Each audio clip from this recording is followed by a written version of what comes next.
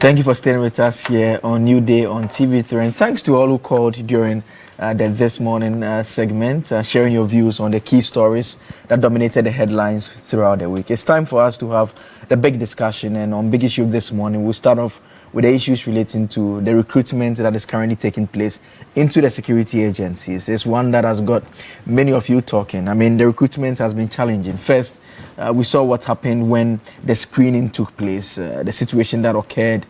Some of the individuals who had applied ended up in the hospitals. Then came the next stage where they had to now take the aptitude test. We are told that it was administered using artificial intelligence, and the results have been put out. And you've had many people complaining about being disqualified. I mean, I have a relative who had applied and was also disqualified as well. And some have shared the questions that they were asked on that particular test. And we also heard from the minority in Parliament. The minority leader actually also made reference to someone who had applied into the police service and was being asked about the size of a basketball court, among other things. And the concern being raised also from some quarters by those within the political circles that they believe that their political party is basically in power, and they feel that they should get access to the security service as they had been promised during the campaign period.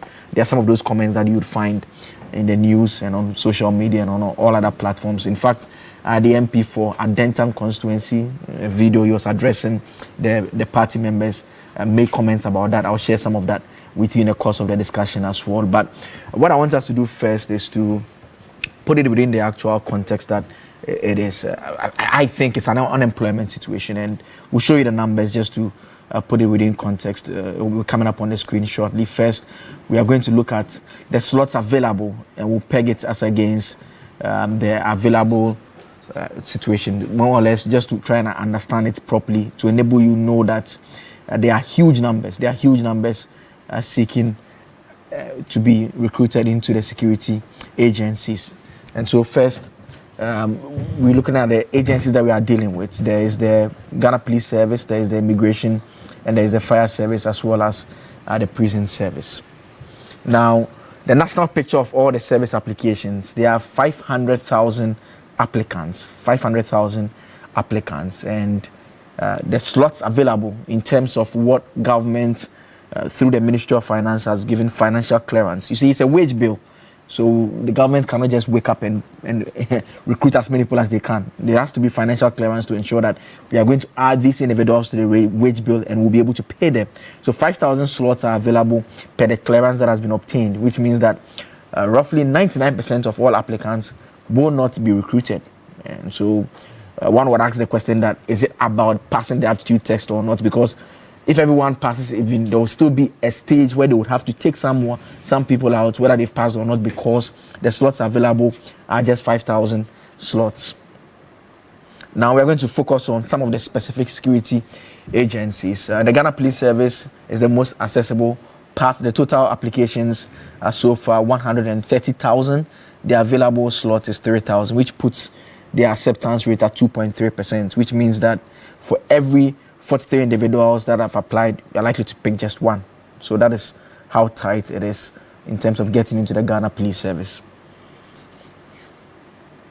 The most applied among the security agencies is the Immigration Service, the Ghana Immigration Service. Let's look at how the numbers look with regards to that. 180,000 individuals have applied, wanting to be part of the Ghana Immigration Service. The available slots, just 1,000. The acceptance rate is therefore less than 1%. So we are looking around 0.55%. One position for every 200 applicants. Every 200 applicants, we are looking at one position available. 180,000 have applied. Now, the Fire Service, in terms of the numbers that we know it to be among the other security agencies, they often make the point that they are understaffed. But the applicant pool is over 7 times the size of the existing institution. So those who are seeking to join, 124,000 applicants, they are at least 7 times the current strength. So it means that if, assuming they were to recruit all the 124,000, it will totally destroy their wage bill, because there are more people than even can be recruited. In fact, there are those who within some of these agencies are telling us that promotions are becoming a challenge because of the implications on the wage bill. All those are aspects of the conversation that we are going to look at. For the prison service, least interest and lowest slots. People are not applying to join if you compare to the other security agencies, but still 71,000 applicants with 500 slots available. And so if you look at it on the scale that is up, you obviously see that those who are applying are also very significant in relation to the slots available. So one position for every 142 applicants as well. And so that is the challenge that we have at hand, the 1% reality in Ghana's service recruitment. And so it's a very big problem that we have to deal with and we have to address. And there are so many angles to take this conversation from. Let me introduce you to my guest in the studio. Abraham Amaliba is Director General, National Road Safety Authority, a legal practitioner, member of the National Democratic Congress as well. Senior, good morning. Morning. Thank you for joining us as always. He's been very busy. I saw videos of him with the police, MTTD, and the Minister for Transport as well. Some new technology that they'll be deploying on the roads. If the technology comes to the road, a lot of us are in trouble. All of us really would have to adhere. That's some good technology coming out there. Yes, it is digitalization of our road our road system, where you would have no more policemen manning our roads, but you have technology, watching over your activities, and then there's a back office that would capture your whether you've jumped traffic lights or you are overspeeding. It will capture you. Then it will be sent to the system where you receive a ticket. You have 14 days within to pay. If you don't pay within 14 days, well, you have an opportunity to challenge it if you want. They will give you 6 minutes of your activity whilst you're on the road. If it's traffic lights, if it's overspeeding, they'll give you so that you can review it. And if you see it and you still want to challenge, you can challenge it in court. But 14 days to pay, failure to pay, then it begins to accumulate. Now, what happens if you don't pay? You cannot access DVLA registration again. You cannot do your road worthy again. Then you can also be prosecuted. So it is a way of bringing sanity into our system. Okay. And it will take away the human element where you have to be giving 5 cities to policeman. That will not happen again. I'll jump Mr. Jantua. He looks like he wants to say something, so I'll jump in quickly. Let me come to Ebo. Ebo Bachman is Deputy Communications Director for the United Party. Ebo, good morning. Thank you for joining us as always. And let me say a very special good morning to Efojo. Efojo, may the good Lord continue to bless you to be the kind of good man you are and a good person you are. So this morning, a special shout out to you, Efojo. Issa Fuseni is also joining us in the studio, a member of the NPP, Director of Communications for the Western Region. Mr. Fuseni, thank you so much for joining us. I think this is your first time coming to the studio. First time coming. Thank you for joining us. Kwame Jantua is with us here. He is a legal practitioner, a member of the Convention, a People's Party, an energy analyst as well, and everyone's uncle, Senior. Thank you for joining us as always. It's good to see you, actually. Good to see you too. I hope you are doing well. No, I'm not. Okay. Unfortunately, our sister passed. My sister passed. Oh, sorry. And it's been a difficult 1 week. My younger sister. Oh, sorry. It's been a difficult 1 week, and I had to tell my mother, and it wasn't easy, but that's life. It's the only certainty in life. So you know that she's resting. So we take it like that. Our condolences to you and the family. The reason why I was kind of chuckling when AB was talking about the new technology, I would wish they would do a pilot scheme first. Because you know what's going to happen? It's going to breed corruption somewhere else. AB indicated that if you don't pay, and I don't know the system that they are going to use to be able to send bills to people. Is it through Momo? What is that system? That education needs to be done. a pilot scheme needs to be done. But where the corruption will come in is those people who gave the, what do you call it? The Ticket. No, not the tickets. When you go to DVLA to test your car, the sticker they give The you. roadworthy. The roadworthy. The roadworthy. People go and just pay them mumfamame. How do you stop that? If we can block those holes and make sure that those people who are doing the roadworthy will not also use it as a way of making money. Absolutely. Then it could work. Absolutely. Other than that, we should make sure before it even comes into place, we've covered all the areas that can make this thing not work.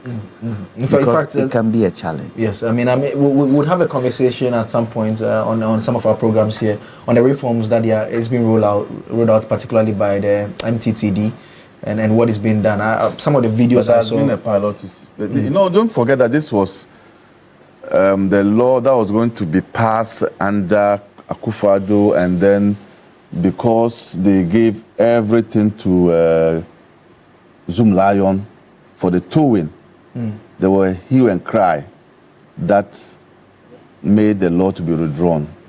So we have refurbished not Zoom Lion, but I get what you're talking about. One of their sister companies. Yes. So we have piloted it, and people have received dummy, messages. I've actually received one. Dummy, they are dummy. We've done all those things are well done. But the only thing that you have said, which I think makes a lot of sense, is the guys at DVLA, whether they will not be passing the back and be registering the people when they are not supposed to be registered because they have been banned from registering them. So that is where we may have to seek clarification. But as for the test run, we've done it.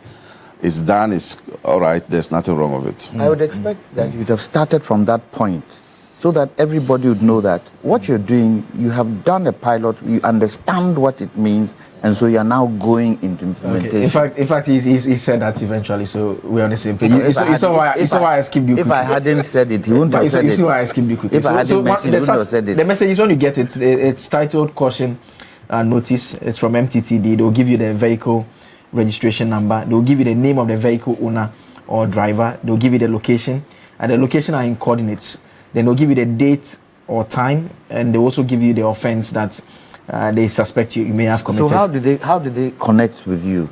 I mean, through DVLA, your registration. Yes, the registration, the license, what about those cars and the vehicle. What about those cars who don't register? I mean, all those are all aspects of the conversation that we'll need, and we'll talk about that in some great detail. But this will be implemented by the Ghana Police Service, one of the agencies that we are discussing this morning. But I want us to listen to the Minister for Interior when he appeared in Parliament and gave a press conference where he spoke about the issues relative to the recruitment into the various security agencies. Let's listen to Mohammed Mubarak Muntaka, the Minister for Interior. Definitely you have to develop something that will help. You may talk about how fair the thing is or how unfair it is, but what method are you going to use as a way of not using human interference? So that I look at you and say, okay, you can go. You are too short, you can't go. You are too fair, you can't go. That one is too tall. I mean, so you have to use a system that is devoid of human interference to enable the system to carry you to that end. Yes, I know the disappointment. I know the difficulty. But the issue is about joblessness and not issue about the security. And all of us know, you want to get a professional police officer. You want to get a professional immigration officer. You just don't want any person who will go in. I mean, I'm sorry to say this. We are having a challenge with people with mental issues in the service. You have people with drug issues in the service. All these things are things that you use, and through that, some people will fall along the way to enable you get, someone said, about the best of best. So I know a lot of young people may be disappointed, but they should exercise restraint. These unemployed youths, they go to the center, they say you are supposed to go through aptitude test, you get under the system and you are locked out. The question, somebody told me, he was asked the question, what is the size of a basketball court?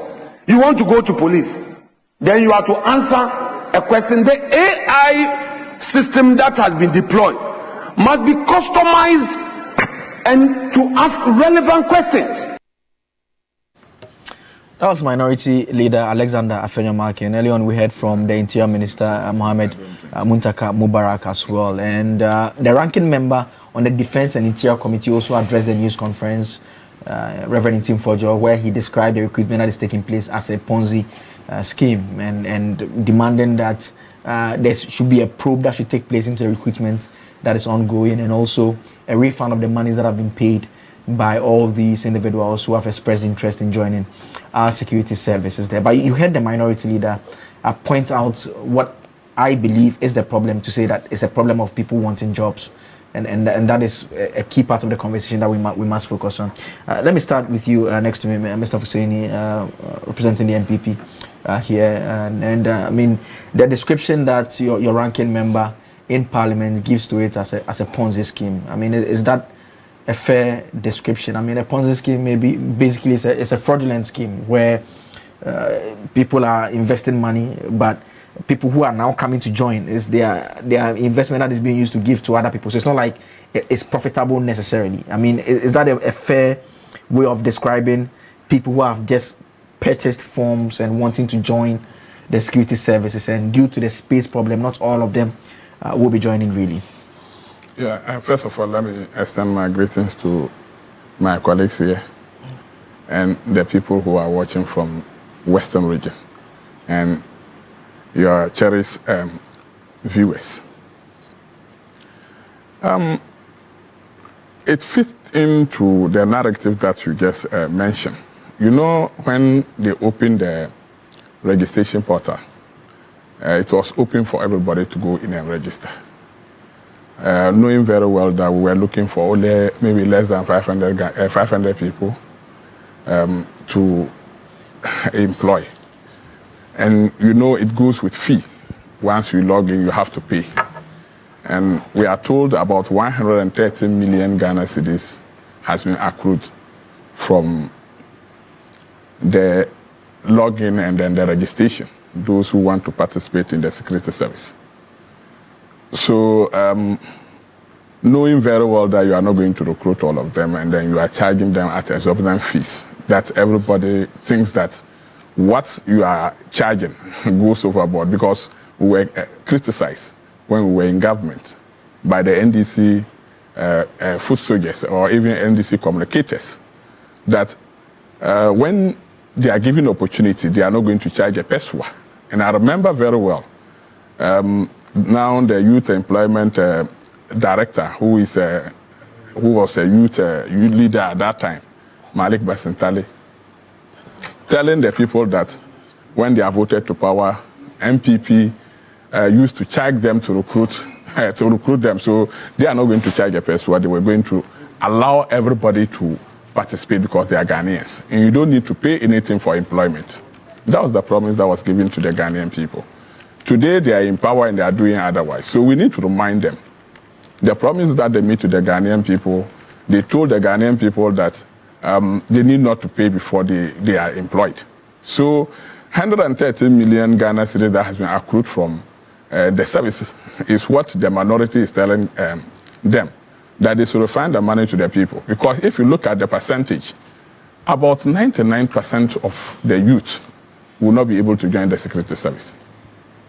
Looking at the numbers, because if you look at 500,000 people registered, and I remember, it shows clearly that the unemployment is growing in this country. Looking at the figures, and maybe I will not stick myself with the statistics service figures, but if you are looking at the ordinary figures that we are all seeing, shows clearly that it's growing.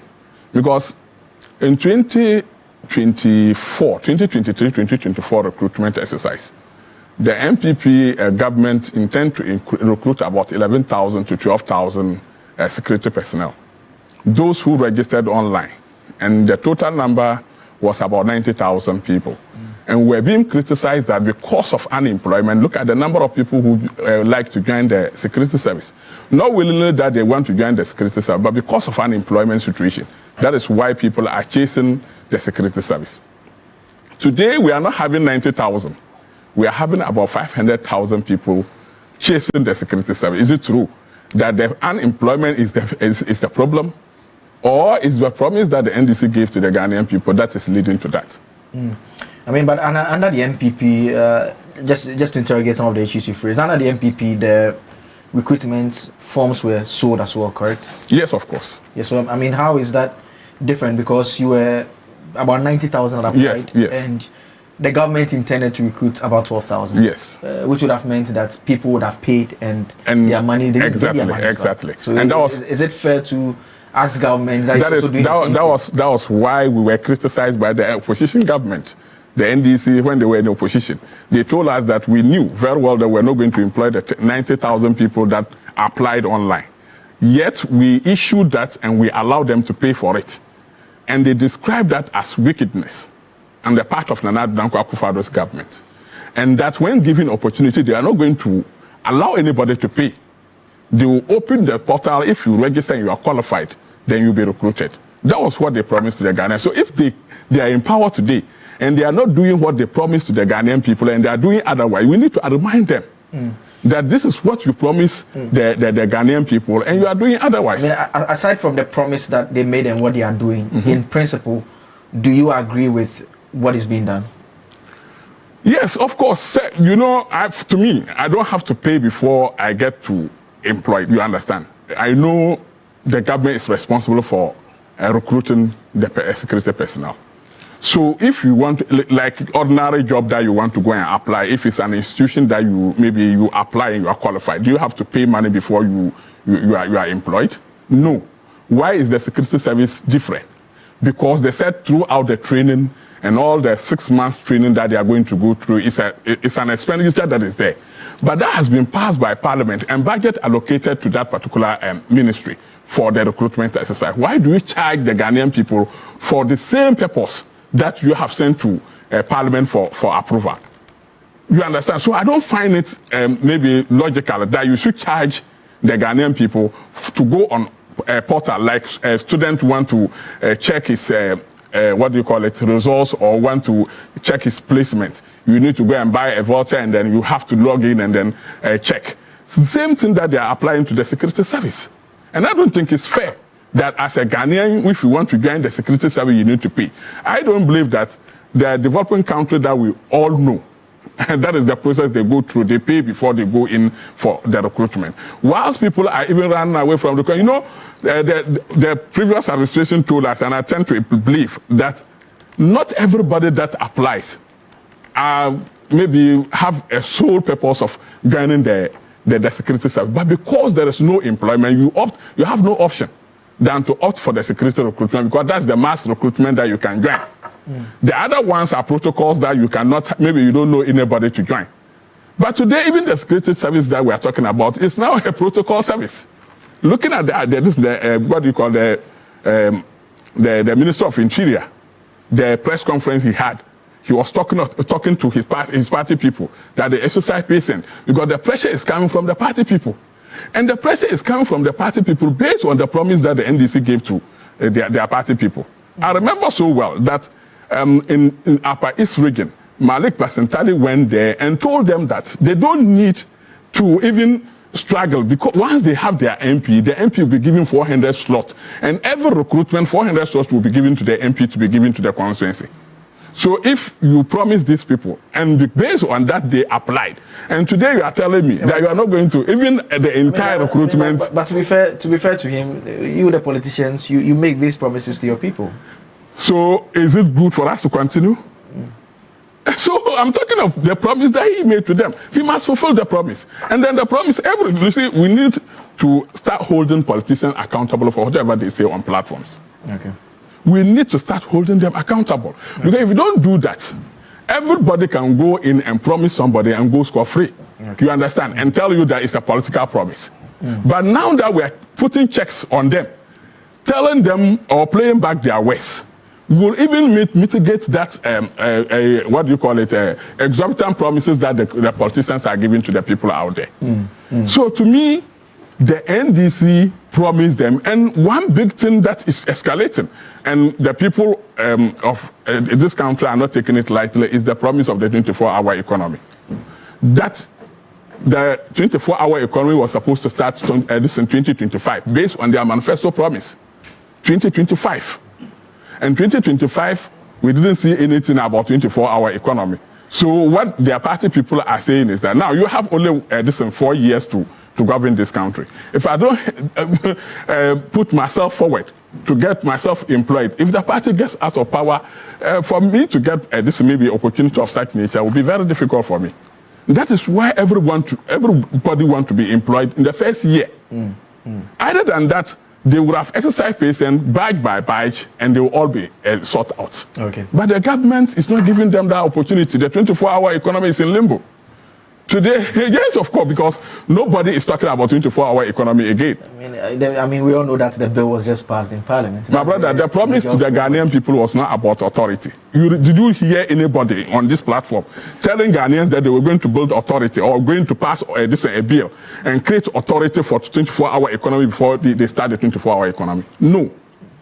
When they were branding their T-shirts and branding their cars, telling the people that once you are an able man willing to work, and you want to put yourself to serve Ghana, you will be employed.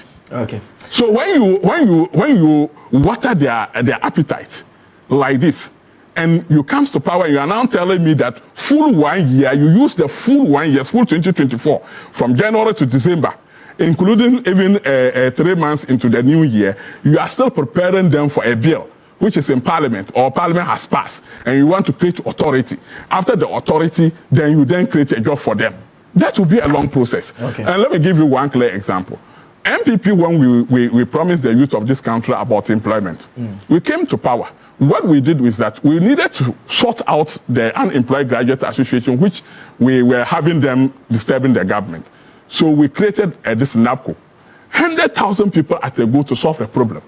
Even though we told them that NAPCO was not a permanent employment position, but it was a transition that will move the person to a permanent job. You understand? And that first year, it was established. Okay.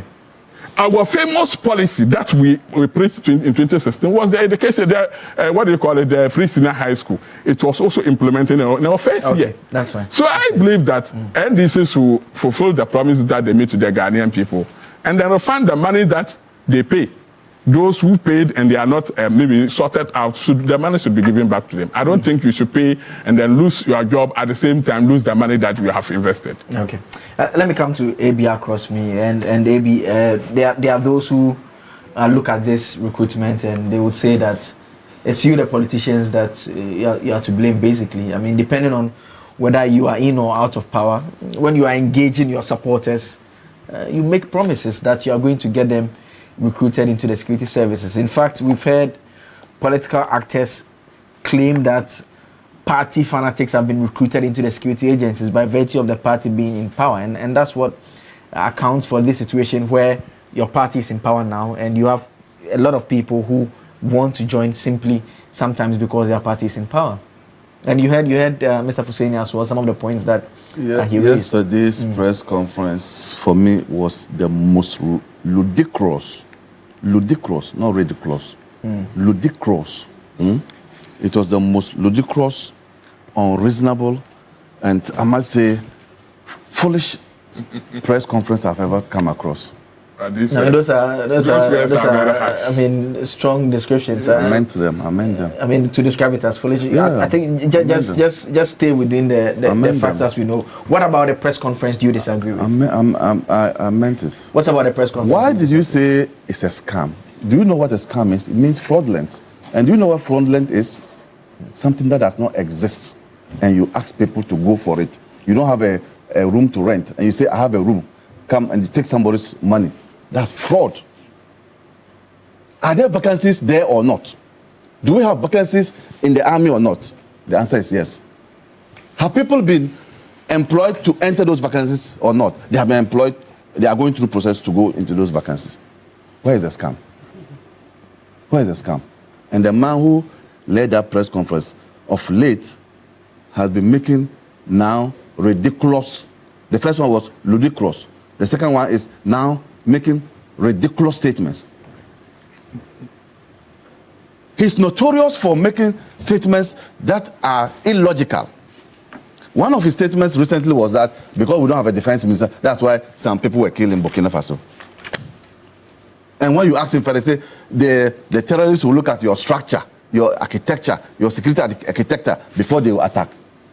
Wasn't there a defense minister or defense secretary in the US when 9/11 happened? Or there was no this thing. Let's assume that Mwanemboma was still alive. Was he going to go with the people to Burkina Faso and fight? What kind of logic is that? And I think he's better off staying as a reverend minister than dabbling in the things that he's doing. His statements are always out of touch. Doesn't make sense. Defense minister is on there. That's why they kill tomatoes. People who are buying tomatoes. Can you imagine? Where's the logic? Now you come and say it's a scam. How is that a scam? And I found your marking. Check. Aptitude test also tests your knowledge in spatial views. Aptitude test, and I'm telling him, he should listen. Aptitude test also tests your knowledge in spatial, S-P-A-T-I-A-L, spatial views. It tests it too. It also tests it. Let's be slow. And a simple Google will just do it for you. A simple Google will do it for you. Nowadays, nobody goes to the library for anything. Nobody goes for the dictionary. A simple Google would let you know that aptitude test also tests your spatial view or knowledge of your spatial view. So when they say tennis ball, a tennis court, it's a spatial view, your knowledge of it. So it's not out of place. Look, he landed on something. I'm going to continue with that. That we should return monies to people who applied. Have they returned Kennedy Japan's money to him? The MPP, I'm asking them, have they returned, who is the other, Brian Champo, have they returned their money to them? Who is the third one? Kobna Japan, have they returned their money to them? You point one finger at your opponent, four are pointing at you. Have you returned those monies to them? You mean the monies they paid to contest? They paid to contest, yes. Yes. Okay. So it means if these people are contested. I'll give you the chance. Oh, okay. Get back. You don't know what we call apply, and then you pay a fee for application fee. What did you call those your forms? You don't know that? You are saying that they should return application monies to them. And I'm saying that those who also contested also applied. They took forms and applied. Have you returned those monies to them?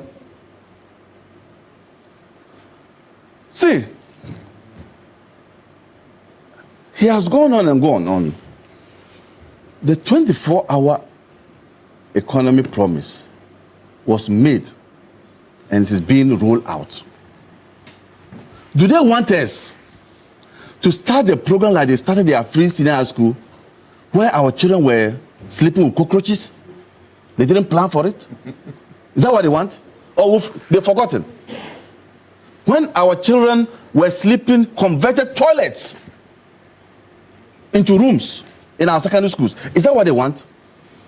And that when we said that we're going to roll out 24 hours, we didn't talk about authority.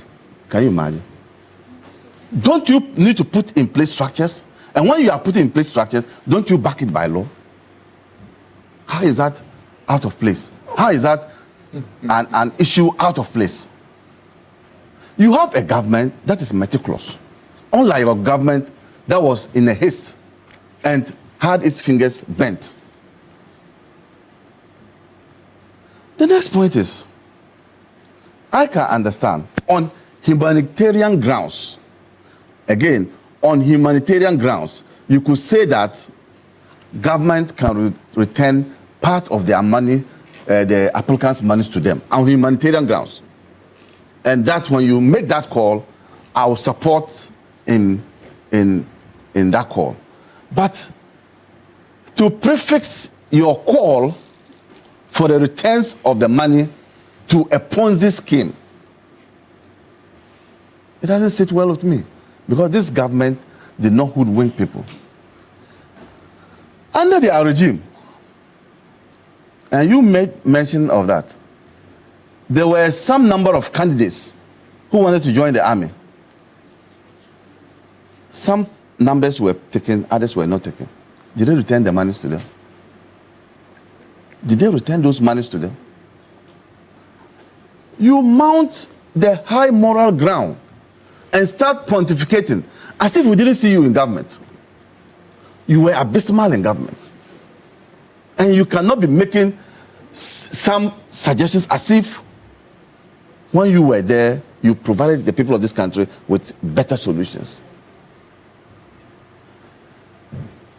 The other one too is this. If we are saying that the recruitments are as a result of the number of vacancies and government clearance is what resulted in the fewer numbers that we took, then how do we resolve that matter? In years gone by, apart from the first recruitment they did that you mentioned, these people never did public announcement of recruitment. That is not true. They never did public announcement. You were there in your vicinity. And if you couldn't see somebody, then they say, oh, he's gone, he's under military training. Oh, he's under police training. When the then Minister of Interior was invited to Parliament to explain why they don't publish their recruitment, that, oh, because we invited people to come and they were backlogged. When the next recruitment can, we just go to the backlog and bring them. That's what Ambrose said to Parliament. Answering to a question why they don't make public announcement for recruitments. And you come and sit here. If you were doing public announcement in your last 8 years or 7 years, because you did it once, 7 years, these numbers we are seeing would have been reduced. You were not doing announcement. You were there, and then when you don't see your colleague in your area, then you ask, they now call your training. That's the kind of recruitment they were doing. That was the kind of recruitment they were doing. When you federal it out. So that was the kind of recruitment they were doing. So I think that I will support the call for government on humanitarian grounds. If they cannot return all monies, part of it should be given back to the applicants who were not successful. Part of it. And then also, I think that it is important for the Interior Ministry to also explain more properly to the people of this country. Some of the utterances don't sit well. You must explain calmly to the people, and then they will understand why the numbers are huge and we can't pick all. So that's... I mean, just a final issue I want you to deal with before I come to Ebo. I mean, you're a member of the NDC. Have you heard some of the concerns that members of your party, young people who campaign for the party, have you heard some of the concerns they've expressed with regards to this recruitment? I have, and not just only NDC people. I have also heard people who do not belong to any political party even calling me and sending me messages to intervene. I have seen that. Everybody who raises concern about the recruitment is a Ghanaian. So I have heard NDC people that I know they are NDC, and I've also heard people who I don't know their political colors, but because they know me to be an NDC person, they have approached me. The text messages are here. So it's not only NDC people who have raised concern, but the concerns cut across. And so it is a national issue. It's not just an NDC matter. It's a national issue, but to be honest too, the numbers are huge because our predecessors did not do public announcement for people to come for recruitment. The numbers are coming from the last 7 years to this time. And so there are going to be more recruitments, and the NDC will do more public announcement. It's not going to be when you are sitting with somebody, then he's gone for training. So this just for the last year, 2025, 2026. 2026, 2027 will come, and all these people will have their way. And I understand that also is because of the IMF policy. That's why the numbers are also reduced. But if we are able to go out of the IMF policy, there's a chance to increase the numbers to ensure that we recruit more people into the security services. That will not affect the budget. And early on, we made reference to the press conference that was addressed by the ranking member. Some of you are sending messages. You're asking me whether some of the things we are attributing to him to have said, whether he actually said them. We can listen to him, the ranking member on the Defense and Interior Committee of Parliament, Reverend Ntim Fojo, when he addressed the news conference yesterday. Without a doubt, the structure of this recruitment exercise is akin to a Ponzi scheme, criminally crafted to defraud over 500,000, 500,000 unemployed innocent Ghanaian youth.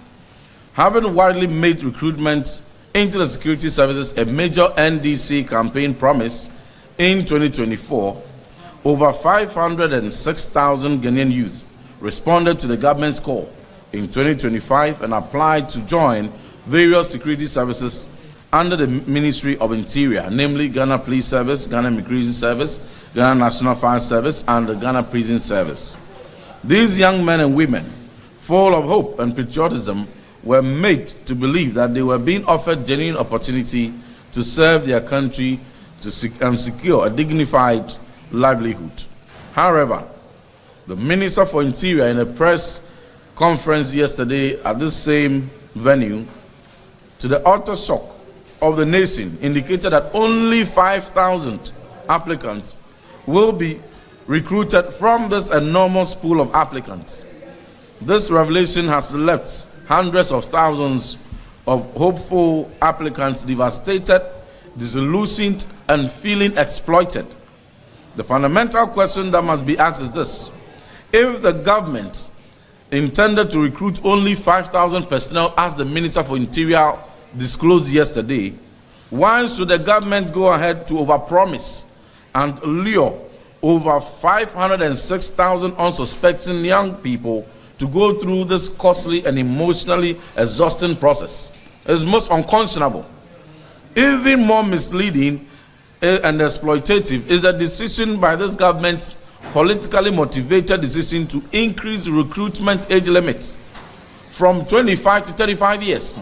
So as they were expanding the age limit from 25 in the previous state of school to 35, the signal to the whole Ghana is that now there's more space. So even additional 10-year older people can apply.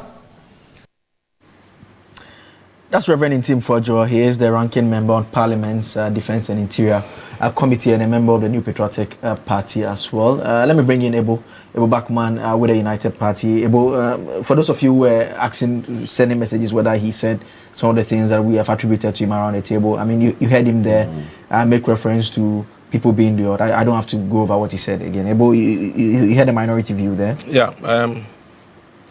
Let me first caution the youth.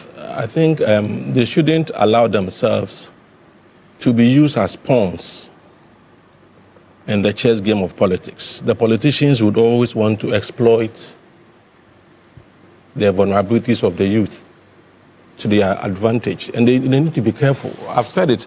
When politicians speak, don't only hear or listen to what they say, watch their actions and what they have done. Let what they do speak to you loudly than what they say. You see, Ntim Fojo is now using words like criminally crafted and Ponzi scheme, because when he lied that cocaine had been brought into the country, nothing was done to him. He was allowed to go scot-free. So he's got the effrontery to be saying things, to be using certain adjectives. You need to be very serious in this country. I agree with AB that some of the things he's been saying, sometimes you wonder whether politics is where he should belong to. He's a friend, but I think, okay, let me look at the issues. You see, and let me address these two issues. The issue of the numbers. People are saying, and from what he even read, that because they were going to take 5,000 and they allowed 500,000 people to apply, it amounts to Ponzi scheme. The number should even be more than 500,000. the essence of the numbers going up is that you are giving equal opportunity to a number of people. So if you say you are cutting it to, let's say, 100,000, what about the 400,000? Give them opportunity as well. We are talking about giving equal opportunity to people to access the system. Are you getting the point I'm making? So the issue is not about the numbers. Because if you are going to, let's say you are going to recruit 5,000, so we sell 5,000 forms. What about others? Why didn't you give them opportunity as well? So the numbers issue, the argument is flawed completely. For me, what is important issue we need to address the issue of fees. I have said it on record that we should make budgetary allocation for, if you know we are going to sell or we expect this number of people, we should make budgetary allocation so that people don't have to pay fees because they are come to serve their nation and they don't have to pay to serve. But you see, it shouldn't be MPP. It shouldn't be the MPP to be saying these things because the recruitment system they had was very bad, extremely bad. One, they sold forms like the forms are being sold today. Two, slots were given to their executives. Constituency executives, the chairman will get a higher number, the secretary will get number. They gave the slot, and the people in turn sold them. I mean, those are allegations. They are no allegations. You see, let me give you an example. Let me learn. I'm saying that the allegation that slots were given to chairman and secretary, and they proceeded to sell them. Yeah. Those allegations that you and I around this table at this moment we can't. No, let me tell you something. I was on the show with Kofi Ofosun Kansa. You remember he was invited by the NIB at a point in time. Okay, I was on a show with him when he made that allegation. Before he made the scholarship allegation, he had openly told Ghanaians that his party was giving slot to executives who were selling them. So the party people were not happy. He said it. Yeah, but I mean, it still comes back to the same point. You agree with me that you and I, we can't confirm the veracity of that claim. You agree with that? So if MPP person makes this... No, as in we independently confirming that. Because you see the statement you made earlier on. Because what he said only confirmed what I knew. Because I'm Cape Coast. I don't want to mention names here this morning, but I'm from Cape Coast. So these things are very common. Flow, but let's just. These things are common knowledge in the system. Now listen to this. You see, so let's make it clear. The youth, the numbers is not a problem. I am advocating that maybe henceforth we shouldn't charge them, or they should apply without paying, so that if you're going to pay, maybe after you've been recruited, then you can be made to pay. That one, it makes sense because that time, you know, you are going to get a job to do so. You paying it will not be a problem. Well, now, when you are going for medical, because medicals, it requires medical equipment, so that one. Yeah. You see, let's make this point. On this 24-hour economy, you see, the reason why MPP failed woefully with some of their policies, they didn't think through them well. I can give you an example. And I'm surprised my brother talked about NAPCO. NAPCO was the most useless and senseless policy any government can run. That's your baby. Very useless and senseless. I mean, you have about 4 billion to spend. And you have to just ask youth to go to this office every month, I'll give you 700 Ghana. I mean, who does that? See, I did some calculation. Let me give you this calculation. I look at the issue of National Cathedral, the money we wasted. I converted it, I multiplied it by 15 cities at a time. I had 1 billion 450 million, so 1.45 billion. I look at the National Service Scheme, the 2.4 billion that was stolen through ghost names. Then I look at NAPCO, which is about 4 billion. In fact, it's more than 4 billion, but I use 4 billion. If you do the calculation, you have about 7.85 billion. So I said 500,000 youth applied to go to the security service. So I divided it by 500,000. And you know how much I have per person? 15,700. So it means if we had managed our resources well, each person, the youth who went out there, could have been given 15,000 to start a sort of business. If you put 10 together, you have about 157,000 Ghana They can start some sachet water business, or they can start some bread baking business. They can start something. So it goes back to the issue of corruption, mismanagement, and wasteful expenditure. Are you getting it? And I've given you an example of NAPCO. Now, another one. Let's look at this issue. Very important. He's talking about 24-hour economy. And I said MPP failed because they didn't think through some of the policies. Planting for food and jobs. Even look at a very fantastic program like One District, One Factory. Look at the way they treated it as a political party because of their own internal politics. Very important, your flagship program, your flagship industrialization program. Look at the way the program was treated because of the fact that it was Alan Chamantin's baby against useless NAPCO, Baomia's baby. Look at the amount of money that was spent on NAPCO and the amount of money that was spent on One District, One Factory. And you know the priorities they had. They didn't even think about the youth when they were making that expenditure because they were thinking about making somebody their candidate. Now, listen, there's no way this government, and be fair to the government in respect of the 24-hour economy, there's no way 24-hour economy could have been implemented on a very weak economy like the one that was given to them by the MPP. Really? Very weak. I've told you, this economy, Ghana's economy at a point became an orphan. But they said it was a junk. I'm coming. The economy itself became an orphan. We'll talk about it. And why did the economy become an orphan? These people, they will talk about what? What? No, listen to me. Listen to me. Listen to me. Didn't Akufo say that? He says the name. He says the name. I'm okay. He says the name. I'm okay. I'm saying that the economy, Just let him flow. the economy that was handed to the NDC. Listen to this. I said the economy became an orphan. Why? Nanado disowned the economy when he was questioned that, okay, given what is happening, 2023, what are you going to do about the economy? So I can't do anything about it. My successor will come and do it. He disowned the economy.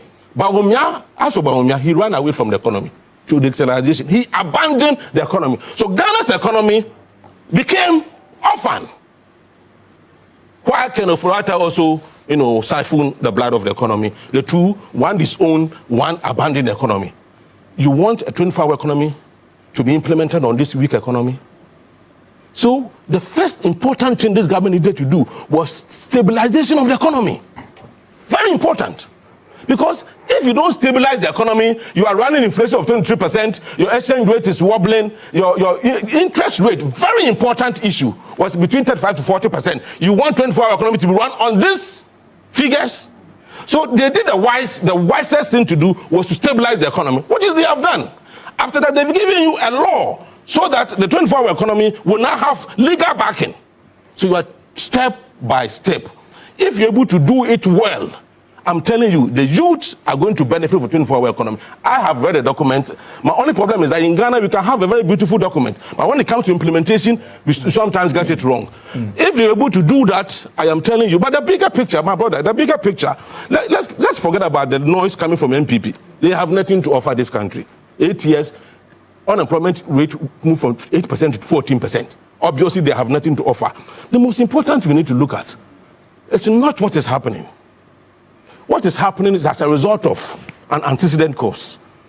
Our education system, the kind of graduates we are producing every year, check the number of graduates who come out. How many of them can be able to start their own business based on the kind of training we gave them in school? We don't give them such training. Entrepreneurship is not taught. It's only you go to a school of business that they'll teach entrepreneurship. Yet, everyone is potential entrepreneur. What kind of education system are we having? What kind of student are we churning out every year? Are you getting the point? Very important. Because, let me tell you, I gave you an example. If I gave you these figures, that if you have about 10 people coming together to start a business, what kind of training do they have? The appetite to even start business. Okay. Should start from the classroom. Okay. 2, the issue of the private sector empowerment. Because whether you like it or not, look at the figures. Just look at the figures. Just look at the figures. 500,000 people looking for a job, only 5,000. Think about it. Every year, look at the number of universities we have in this country. The number of students who come out every year from each of the universities and the job availability. Okay. This is serious national security issue. That is why I'm cautioning the youth, don't allow yourself to be used as pawns in this game. Okay. The political parties who did nothing for you in the last 8 years are now pontificating as if they are empathizing with you. They only want your vote again. If we take our time as a nation and implement policies like what we have in a 24-hour economy, the agri policies, the industrialization policy, the tourism policies, if we're able to do them well, let's take our time. Let's take our time. Let's not allow politicians to lie to you. You see, let me tell you something. I sympathize with the Interior Minister. Issa said, Basintale said when they came to power, they were going to give slot to their party members. Is that what they did? No. If you listen to the man, I listened to him in Parliament. He said they wanted to, depart from the old way of doing things, and that they didn't want the human intervention, so that people can manipulate the system to favor people over others. So he wanted fairness. I mean, even that idea of fairness is good for the country. We don't have to divide the country between only NDC and MPP. There are people who don't do politics. There are people, if you say NDC, MPP, CPP, there are people who don't do politics at all. Okay. I've been saying that they shouldn't be given opportunity. So the man did the right thing. For me, what we need to do is to tackle the issue of private sector and how we can expand the private sector for them to employ more people. But as for Afenyo Marking and the issue of the size of basketball court, you see, the people who applied as sportsmen, there are people who apply to be police people as sportsmen. So if you apply as sportsman, there should be a question for you there. Okay. Are you getting it? Right. So it wasn't out of place at all. Let me come to Mr. Jantua. And Mr. Jantua, I mean, you are very experienced. You've been around for a while. Do you see over the years that how recruitment is being done? Have you seen it change? And number two, do you get a sense that there's a growing interest, or is basically the unemployment drive that is pushing people? Because if you talk to older people, people wanting to join the security agencies was not necessarily attractive some time back. You agree with that? A growing interest. People are desperate. People are desperate. Wake up in the morning. Good morning to our viewers and good morning to my fellow panelists. People are desperate. Wake up in the morning, especially youth. No job, no money in their pockets. And some of them sometimes are pushed to do things that they don't want to do. But, Akable, isn't it rich for the MPP to say today that we should hold politicians responsible for what they say and what they promise? Isn't it rich? Didn't Issa say that? That we should hold politicians responsible. Now I understand why they didn't want to come on your platform. Have they held politicians responsible in their party for what they did? And if they don't understand English, they shouldn't use certain words. Did they understand what it means by Ponzi scheme?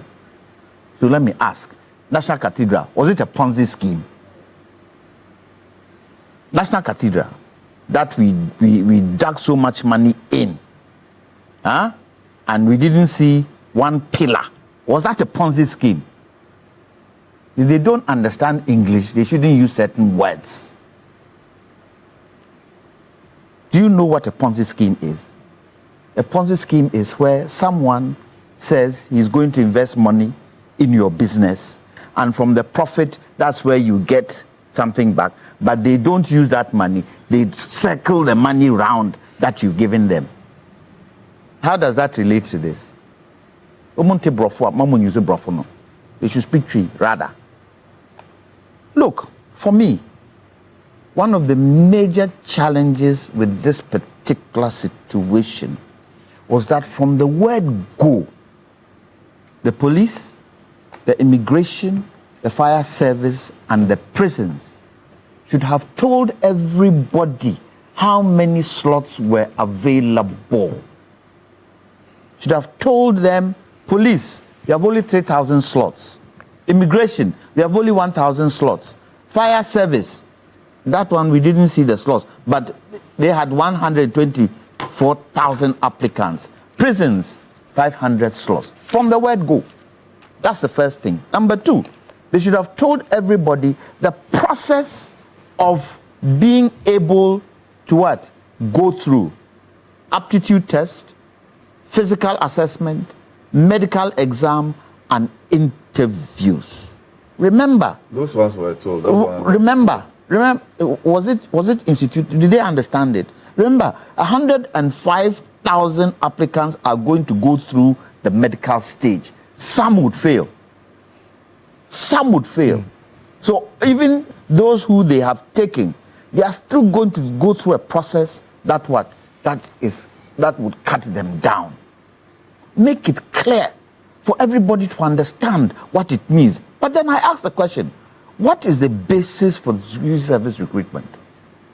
What is the basis? If you do not expand the security services, how do you take people in? And if you look at police, immigration, fire service, prisons, look, with all these you can expand, especially fire service. Especially fire service. How many fire service stations do we have in Ghana today? How many fire service tanks do we have in Ghana today? When fire breaks out in certain areas, marketplaces, people's houses, just recently, last week, a cousin's house got burnt. It took the fire service 45 minutes to get there. If we are able to open fire service throughout the country, every region has about 10. Every region has about 10. Isn't that employment? Doesn't that increase employment? Police. How many people are in our police service? Do we not need more police? And if we are to build more infrastructure, wouldn't we hire more people? Wouldn't it open up? Prison service. When was the last prison we built in this country? Are we not using the old ones? I mean, the last one I remember was by a church that built it recently. And I'm saying, even the current ones we have, if we were to expand them into larger prisons, would we not require more people to be recruited? So I ask the question, what is the basis of security service recruitment? But you see, the challenge has been, we have turned that particular employment into party infrastructure. Both MPP and DC, they have ruled us for the last 30 years. They have used it for their party favors. And now they actually go on party platforms during elections to say that when security said, we will take out, is it for only MPP and DC? Isn't it for Ghanaians? So if we don't shift our mindset out of that thing we have, that the security service, if MPP comes in, is for our supporters. If NEC comes in, it's for our supporters. If CB comes in, for our supporters. We should stop that thinking and be able to target it properly.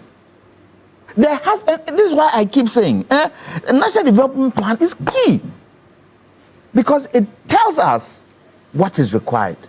Right now, do we know how many people are thrown in prison every year? Go to the prisons. Isn't it congested? Have we built any new prisons? No. So if where the security service where we are trying to employ people is already congested, how do we get more people in? Today, with all the that is going on around in West Africa, the terrorism that's going on in West Africa, don't we need more immigration people? The end point is ability to pay. Can government pay these people? And that is where I agree with Ebo. Look, the private sector is such that we have put it on the back burner. But it's the private sector that can employ quite a number of people. The government sector, whatever you do, there is a certain quantum they can employ. They can't go over that. Because first of all, ability to pay is difficult. Secondly, the number of people who want to get into government, is restricted. So it's the private sector that you can push. That's why sometimes when I see our presidents traveling and they take party people, I ask myself, why are you taking party people? Take business people. And Angela Merkel, when she came here, who did she come with? Who did she come with? It's the business people. That visit that she came, What has it produced? Haven't car, assembly plants being put here? And those car assembly plants, hasn't it created employment? So when our presidents are traveling, they should go with the private sector, so that they meet the private sector out there, and the private sector out there will say, we are interested in doing this in your country. Then they will team up with them, they come and they build, and then we can employ. Because it is sad, especially where our education system does not link into employment at the end of a period where somebody has gone into university. So I'll end by saying, we should make sure that if we are going to do such recruitment, we should link it to the expansion of the economy. We should link it to the expansion of the areas where we want to employ, so that we don't get this kind of situation. 200, how much did they pay for the what do you call 220 cedis. 220 cedis. Is that exorbitant? Can we claim it as exorbitant? If we can claim it as exorbitant, and we need, because the youth are struggling and don't have work, what AB said, I think I go with it. On humanitarian grounds, let's see if we can give them back some of them. However, when you apply for a job and they say come and pay, when you pay, you don't get your money back. Do you? Do you get your money back? When we go and get visa in all these embassies, and they tell us to pay, and we don't get the visa, do they give us our money back? Do we complain? We don't complain. So let's try as much as possible to structure these types of employment properly, the basis of it, and how we can expand the economy to get more people in. Amen. Now, just to finish off, the one district, the what do you call it, the 24-hour the 24-hour economy, shouldn't it have been structured? Shouldn't it have been structured? Should the government have just come up and just started it? When I heard the authority, what came to me was that they are trying to structure it so that it follows a certain structure. Okay. So that you can pinpoint if there are potholes in what they are doing. When they did one district, one factory, they structure it. In the end, what happened? Fantastic idea. Did it not collapse? What do you call it? The agricultural one. Planting for food and jobs. I always use this as an example. When you look at that document, fantastic document. No two ways about it. It was a fantastic document. How did they implement it? Please, Mr. Hussaini, you made some notes, some reactions. Yes. Just do that for me in a minute as we wrap up. I think a minute. You restrict you to a minute. I'll give you 2 minutes. No problem. Let me try my best. But there are so many things that I need to respond to. The fact of the matter still remains. My senior brother, Amalaba, spent a lot of time attacking the personality or the persona of Ntim Fojo. And for me, it's irrelevant. So for you to attack his persona, attack the issue. Whether the issue raised in the press conference is very important. That is what we are looking at. And throughout the three people with me, their analysis, all of them end up appealing to the government that if there should be the need, they should refund the money to the people, those who haven't got the opportunity to enter into the security. You agree with the press conference. No. Yet, I'm coming. That statement was not in agreement. No, everyone is supposed to get the extra time as well. I beg you. Let's hold on. When we're talking, go ahead. Sorry. So you all concluded, because it was part of the statement, the Ntim Fojo's press statement, he made mention that about 130 million Ghana cedis accrued from that should be refunded to the people. And you all alluded to that. You can't tell me that you didn't say it. You understand? And it's not also true, it's not factually true, that the MPP government throughout the 7 years accrued those numbers. And they are now coming to recruit them, 500,000 people. It's not true.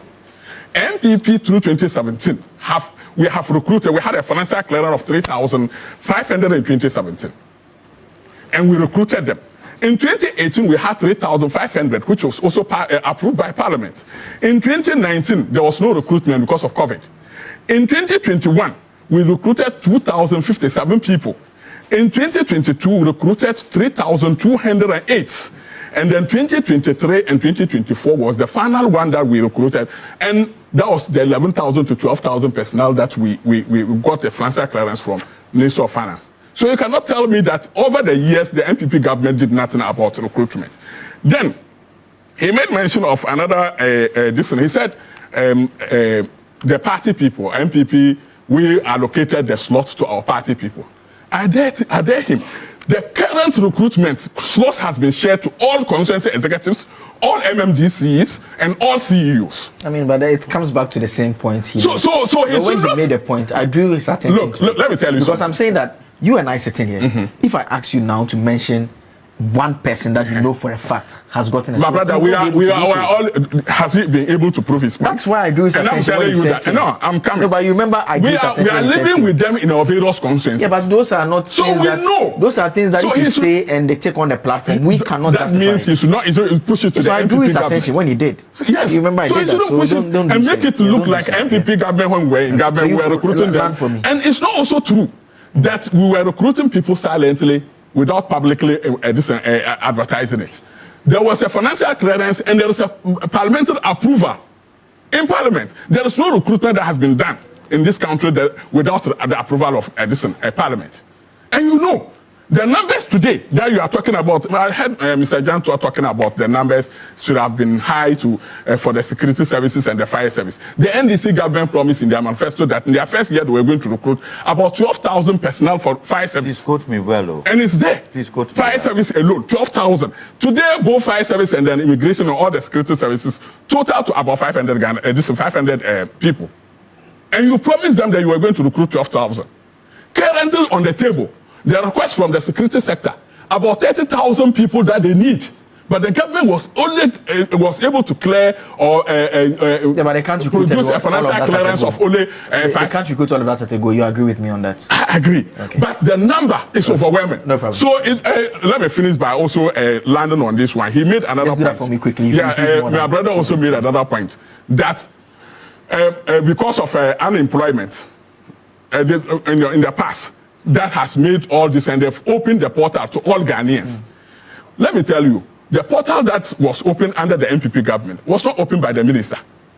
It was the security agencies that created their portal and opened it to the Ghanaian people. So whoever was applying from his hometown was applying as a Ghanaian and not MPP. We didn't share it among ourselves. I mean, what was the difference? I'm not sure I get you. What I'm trying to tell you is because if the minister opens it, everyone anywhere can also apply. No, but it's not a duty of the minister to recruit. I mean, or you know that.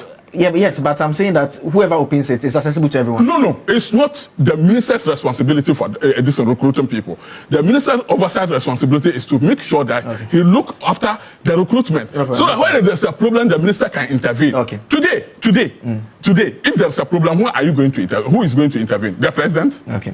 Okay. Now that there is a problem, it's the president that is to intervene, and not the minister. Okay. So that is the way we are talking. That's fine. So to conclude, I'm trying to say that this recruitment that they created upon themselves because they promised the Ghanaian people what they promise is what I'm telling them. Okay. And try to fulfill whatever you have promised to the people, and stop telling us that we've done it in the past. Okay. About 1 minute. Yeah, my position is clear. I think we need to ignore the MP. They are not even serious. I saw them with yams in Parliament also. They are not serious. They are not serious. We didn't take them seriously. Let's focus. Let's be focused and see how we can build this nation. What you are feeling on your promises? You see, I've not promised anyone. I'm not in government. You are not in government. I'm not in government. Yes. I'm not in government. You see, the point is that if you ignore them and you focus on the big issue, which is the issue of unemployment and how we can solve the issue, I think it will be good for all of us. That's why I want to emphasize. Or I want to reiterate this issue of our education system. I don't think from SS to university should be continuous. I mean, it shouldn't be automatic. After SS, we can begin to teach our children to become entrepreneurs. Okay. People can work 4 or 5, 2, 3 years before they go to the university. So between secondary school and university, we can have a program that can. You see, there are people who go to the university because it's as if it's automatic. But when you give them a certain opportunity, they will be able to become other entrepreneurs, or they become even Insanujuma, some kind of thing. So artisans. Artisans. We should be able to do that. And as I said, he was talking about recruitment. He was talking about you recruited 2,000, 3,000. You collapse the private sector with your bad policies and corruption and mismanagement. Yeah, you collapse the private sector to the extent that people were. The data is out there. You have no. The private sector was about. How were you expecting? How were you expecting? You can show the data. No. Okay, it's my time. So let me speak. How were you expecting a private sector person to go and take a loan of 35% to 40% to expand his business? How were you expecting him to do that? Okay. With the inflation, the kind of inflation, yes, the inflation. So Joe, let me conclude on this. So I just want to appeal to this government. Every eye is on the 24-hour economy. Please, let's see how best it can be implemented to benefit the youth in this country.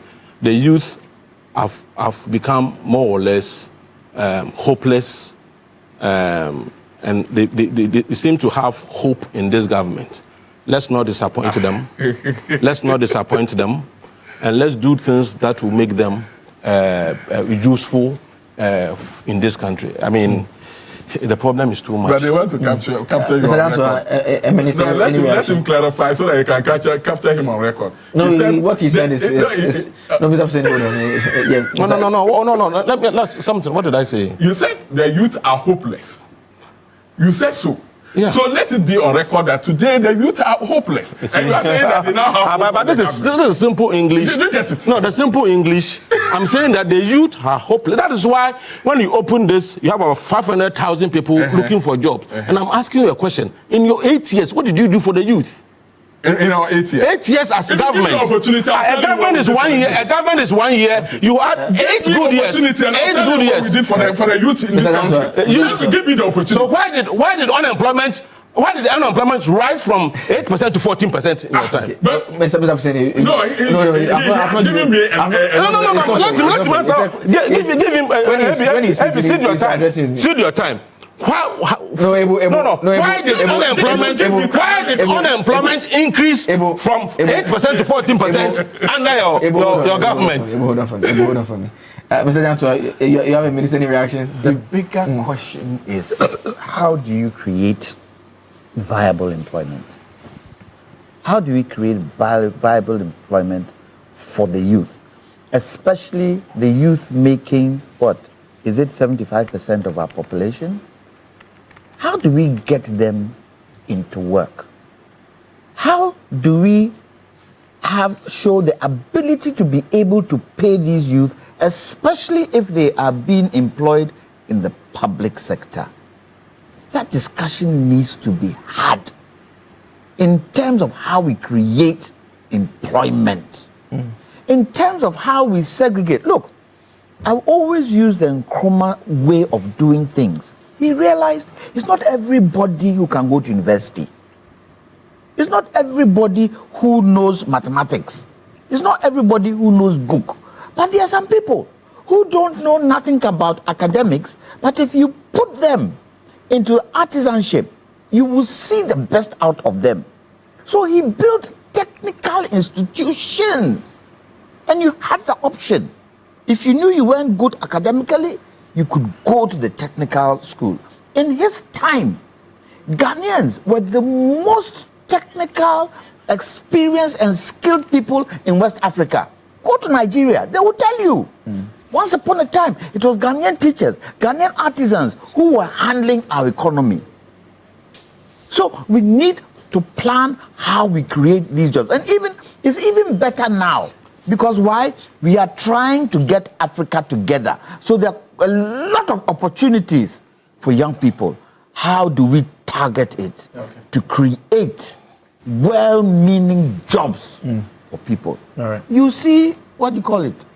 People who have finished university driving Uber. It is painful. It is painful. But they have to survive because they don't want to go and do anything untoward.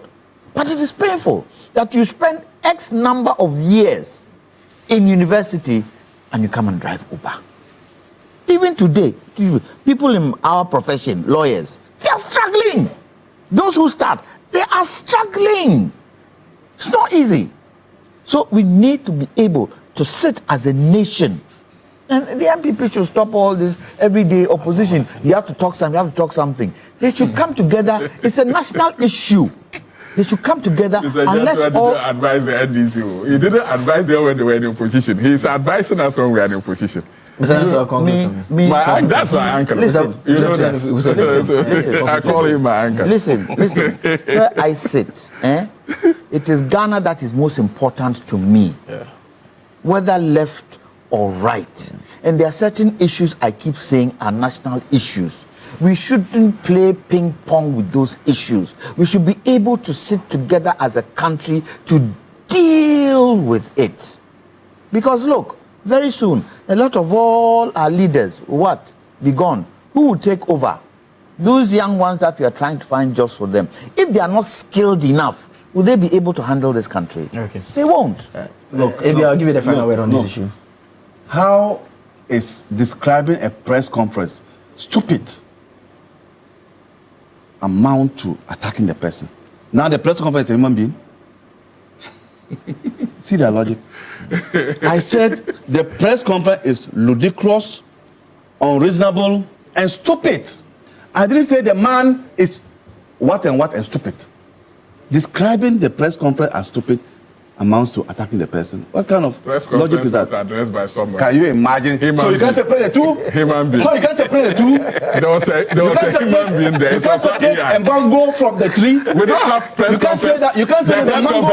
You can't say that the mango. It was not AI presented. The mango gives shade. You can't say the mango is rotten to the tree is bad. You can't say that. But you can't also say that there is no tree. Now, you can also say that there is a tree that produce the mango. Wait. So if you are talking, you have to make the two.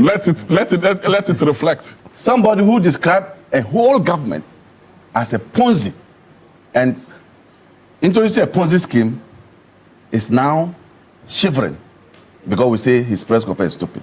You see their sense of entitlement. When I spoke about refund, and in communication, context is important. I don't know whether they don't give you communication lessons in your MPP. Context is important. You are saying we should refund because it was a Ponzi scheme.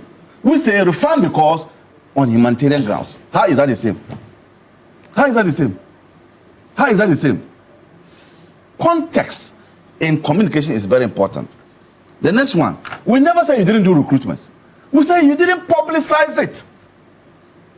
We were sitting in the house, then you and your friend will be going out drinking. Then the next time you hear he's gone to training. You didn't then we say, where is that coming from? Because I'm saying when is that coming from? But he's replying to but that's the point. I'm saying that when you were speaking, I gave you 2 minutes. You did about 5 minutes. They all kept quiet and listened. Listen. When they wanted to intervene, I allowed them. Listen to me, bro. What I'm saying is that I didn't say he said it.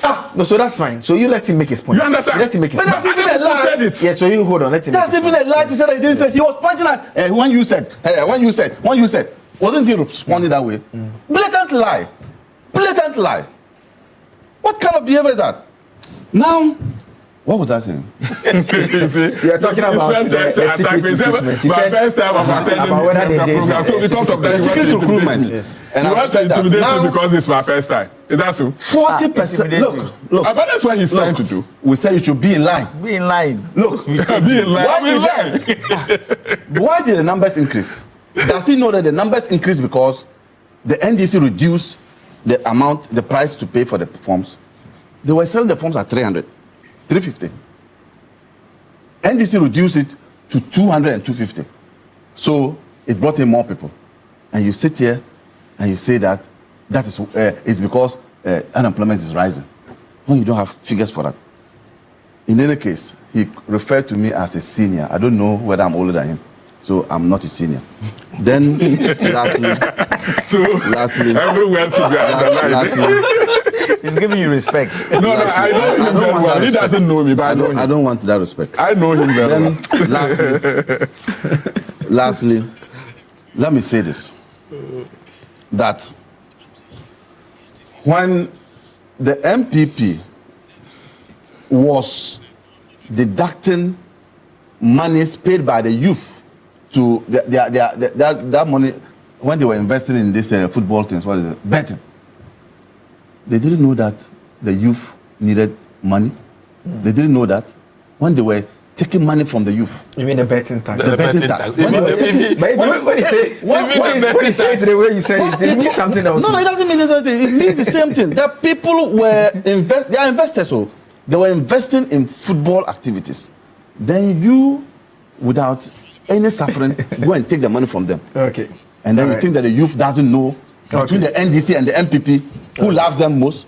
Okay. You think the youth are forgotten? What kind of people are this? Okay, we are going to wrap up on the clock sag issue. We are just going to do a single take, just a minute around the table. We know that CLOSAC, they've been on strike virtually the whole week. And the Civil and Local Government Staff Association of Ghana, they work at the various ministries, departments and agencies. And despite the mediation efforts, they remain on strike. They've indicated that they want the government to implement an agreed salary structure. It was agreed by the previous administration, but they want them to implement it now. In fact, CLOSAC have indicated that there are some of their colleagues who are in other agencies, other departments, other ministries who are already benefiting from it. In fact, they made reference to the Ministry of Finance, where some staff they say are reportedly benefiting from the new scheme. And so the CLOSAC boss said that if we are civil servants, some are enjoying the structure while others are not, should we not complain? They are supposed to appear before the Labour Commission next week. They were actually supposed to appear this week. The CLOSAC did not show up because they said that they were not communicated to properly about appearing before the Labour Commission. So that is where we are on this particular issue. Mr. Husseini, briefly, for me, 1 minute, just your take on the CLOSAC strike. I realize you had some notes on CLOSAC. Just 1 minute. This issue, I think, shouldn't have dragged this far. I think the government need to have a listening ear on the CLOSAC members. I believe they did not just wake up one morning to say we are going on strike. There are some processes leading to that. And you know, when there is negotiation and the negotiation fails, definitely they will move to mediation and then probably go to arbitration. And when those things, all these procedures failed, they will now have to go on strike. And I believe the steps or the process have been duly followed by the CLOSAC people. They are talking about some allowances and then working conditions and other things. And they made allegations that some other members are enjoying the, the benefit, whilst they are not enjoying. So they need to protest. And so many meetings, up and down, back and forth, and they decided that they will go on the strike. And I believe on the 5th or so, March, there was a notice to the government for government to do something about it. And I believe that that would have given the government opportunity at that time to sit down with them, iron out the issues, the grievances that they have.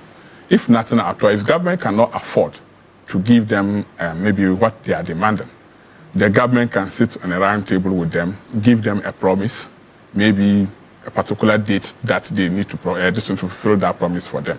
They are human beings, they will understand. Because this is a setback. Once they are sitting in the house,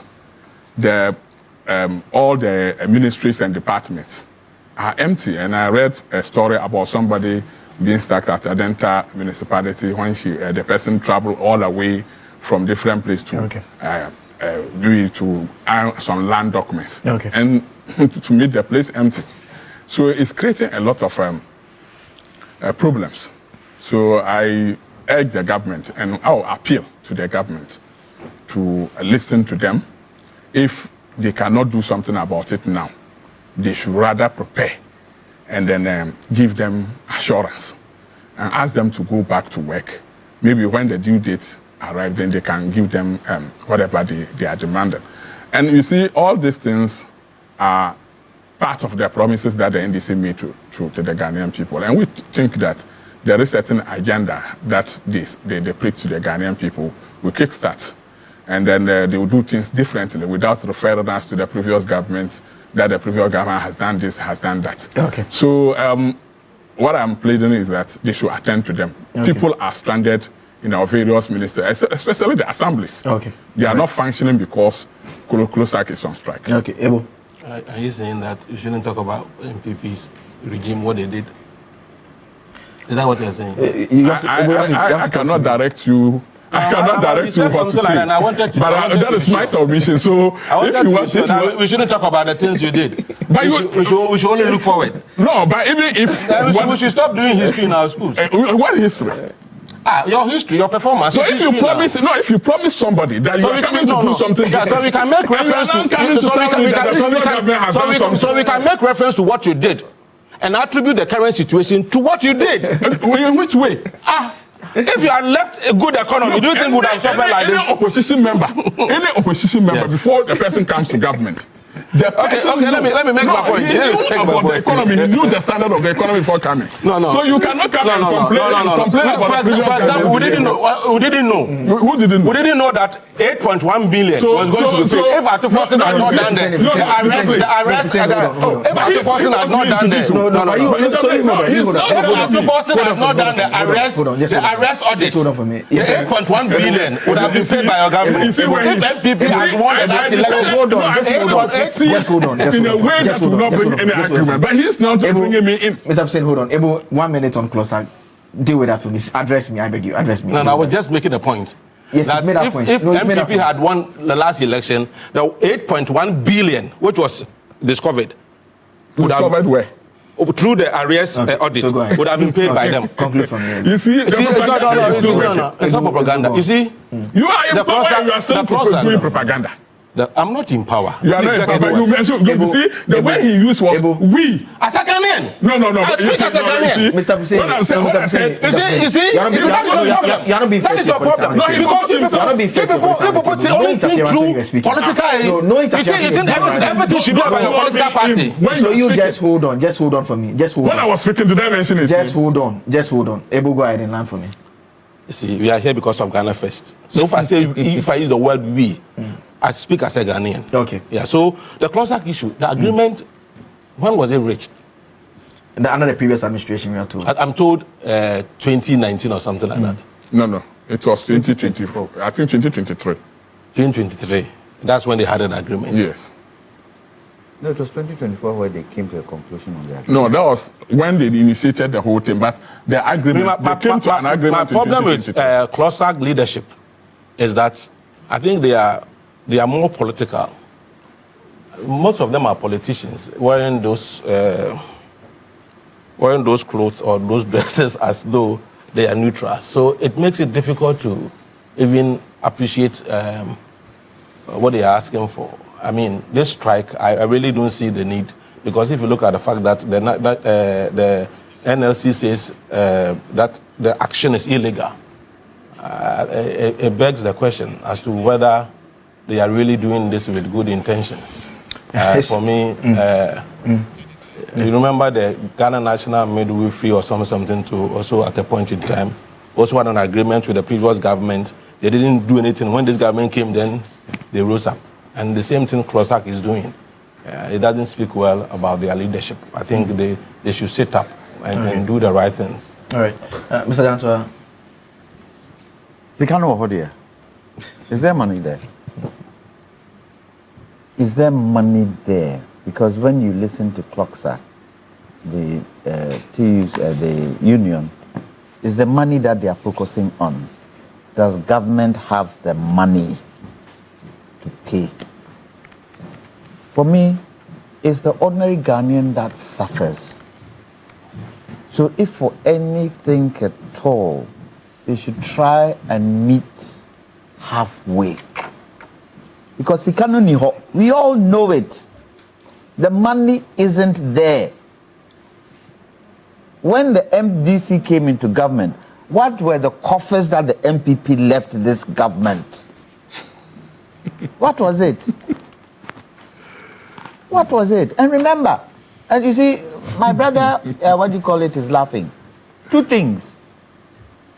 When they came, 2016, 2020, did they tell us we were going to IMF? Did they tell us we were going to IMF? Are we not in IMF? What were the reasons for being in IMF? Serious. Were they not in power? Was another government in power that took us back to IMF? No. They took us back into IMF.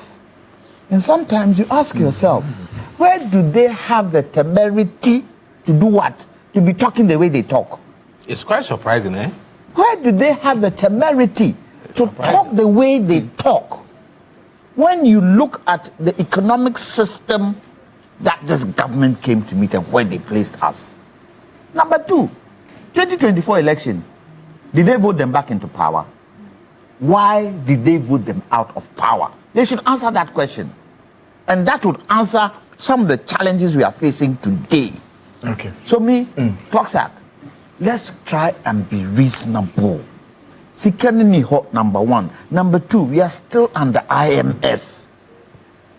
So, government, please, don't go into negotiations with them and walk out. Even if they are trying to walk out, pull them back in. Lock them and get a solution to this problem.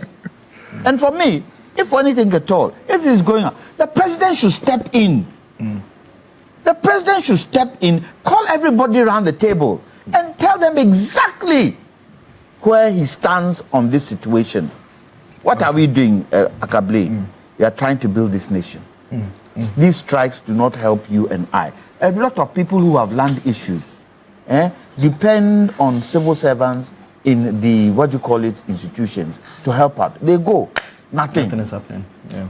It's All not right. fair on the Ghanaian. All right. So I plead with Clocksack, let's find a midway to find a solution to this challenge. Maybe you I'll have go the straight final forward word. to say that Clocksack is acting in bad faith. You reach an agreement with the government that is no more. You didn't ask the government to implement the program. A new government has come and you are going on strike. Why didn't you go on strike when that government that agreed with you didn't implement it? Why didn't you go on strike? But you see, I'm going to look at my party in the face and tell them, it's not the fault of Clocksack. He has dealt with the politics in there. But as a party, we don't take interest in the internal affairs of associations. So you have the MPP bulldozing their way and having their executives in the various labor unions. That is what they are using against us. It's about time my party also show interest in internal elections of trade unions. In any case, the trade unions are our allies more than the MPP. Don't forget that under Buzia, they banned TUC. TUC was banned, proscribed. It took a champion to bring it back. So naturally, we the socialists or social democrats are the allies of TUC. But we have sat back aloof and allowed the MPP to put their people in charge. The example he gave about the nurses, we all knew that woman who is leading them, the husband was a constituency chairman in somewhere in Accra here. So definitely, you sleep with an MPP person on the same bed, why wouldn't he influence you? Why wouldn't he influence you? But my party must be showing interest in internal elections of labor unions. Else, these people are the ones who are going to make us unpopular. And I think they have programmed themselves to do so. All right. The last thing is that he said that the Clocksack followed the procedure. What procedure did they follow? No, I said I believe that they follow the procedure. You believe, so your belief is wrong. Because the law is that you must negotiate in good faith. Then when negotiation fails, within 7 days, you don't go on strike, you leave it. There's a lull. Then you mediate. you go for a mediation. Labour Commission will appoint a mediator. The Labour Commission appoint any mediator. When that fails, Labour Commission can do what is called summary mediation. Can do a summary mediation. That's the LI. When you look at the Labour LI, then lastly they can go for arbitration, and they can also go for compulsory arbitration. When it is compulsory arbitration, it's Labour NLC itself that will preside. Okay. They've not gone all through this. Okay. So I was just so that's all time would allow us this morning. My guest this this morning have been Issa Fuseni. Issa Fuseni is with the NPP, Western Region Communications Director. Ebu Bakman is Deputy Director of Communications for the United Party. That is why it's Okay. That's why he's coming to us.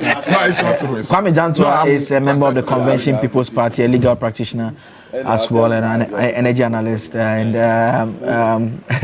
Abraham Maliba is a unionist. He's urging infiltration this morning. He's the Director General of the National Road Safety Authority and a legal practitioner as well. Big issue is always sponsored by the University of Gold Coast. Whether you are aiming for a specialist MBA in marketing, communication, operations, supply chain, human resource management, finance entrepreneurship, innovation, or business intelligence analytics, or you want to advance our dual MBA or chartered manager MBA, University of Gold Coast gives you the options that match your vision. And if your next step is in MSc, it's an MSc in International Relations, Communication, International Marketing, International Law, Security, Diplomacy, Accounting, Finance, or Human Resource Management, an LLM in International Law, Security, Diplomacy, or an MA in Biblical Studies, Practical Theology, the pathway is open. April admission is now open. You can apply today because at University of Gold Coast, you make it practical, flexible learning as well, and flexible entry and flexible payment. You can study around your work and life and choose a route that fits your background and pay in convenient installments as well. Your dream deserves structure. Your future deserves strategy. Your purpose deserves training. You can apply now at www.ugc.edu.gh. You can also contact us or on WhatsApp or via phone call 026 388 855. 026 388 555. University of Gold Coast building leaders for the nations. We'll take a quick break. When we come back, we have some sports and some other interesting conversations also coming up.